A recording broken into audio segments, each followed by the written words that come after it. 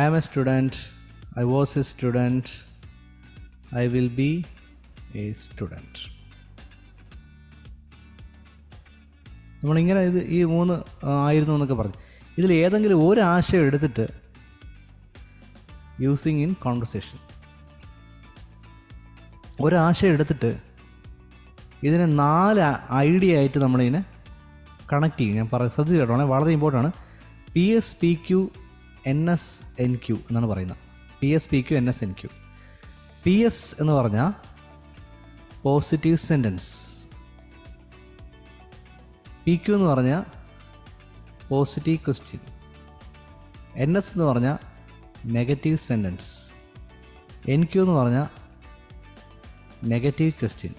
ഉദാഹരണത്തിന് ഇപ്പോൾ I am A സ്റ്റുഡൻറ്റോ അല്ലെങ്കിൽ നമുക്ക് ഇതിനെ ഹീ ഈസ് എ സ്റ്റുഡൻ്റ് ആക്കാം, കുറച്ചുകൂടി എളുപ്പമാണോ. ഇപ്പോൾ ഹീ ഈസ് എ സ്റ്റുഡൻ്റ് എന്ന് പറഞ്ഞാൽ അത് പോസിറ്റീവ് ആണോ നെഗറ്റീവ് ആണോ? സ്റ്റുഡൻ്റ് ആണെന്നാണോ പറയുന്നത്, അല്ല എന്നാണോ പറയുന്നത്? അപ്പോൾ അത് ഒരു പോസിറ്റീവ് സെൻറ്റൻസ് ആണ്, പോസിറ്റീവ് സെൻറ്റൻസ് ആണ് PS. അടുത്ത ഇതിനെ ക്വസ്റ്റ്യൻ ആക്കി മാറ്റണം.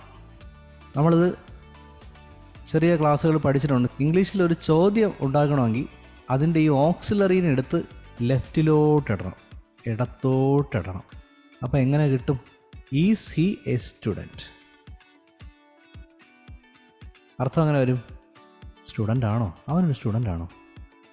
സ്റ്റുഡൻ്റ് ആണ്. ഇത് അവനൊരു സ്റ്റുഡൻ്റ് ആണ്. അവനൊരു സ്റ്റുഡൻ്റ് ആണോ?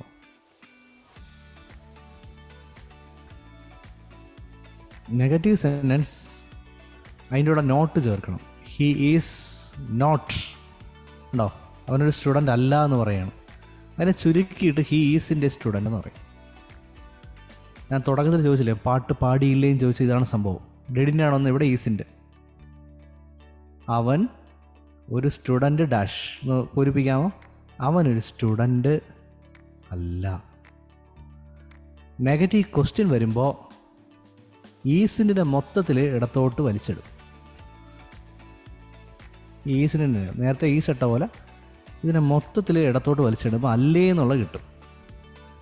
അല്ലേ, സ്റ്റുഡൻ്റ് അല്ലേ എന്നൊരാശയം കിട്ടും ഇവിടെ. He isn't student, isn't he a student, അവനൊരു സ്റ്റുഡൻറ്റ് അല്ലേ.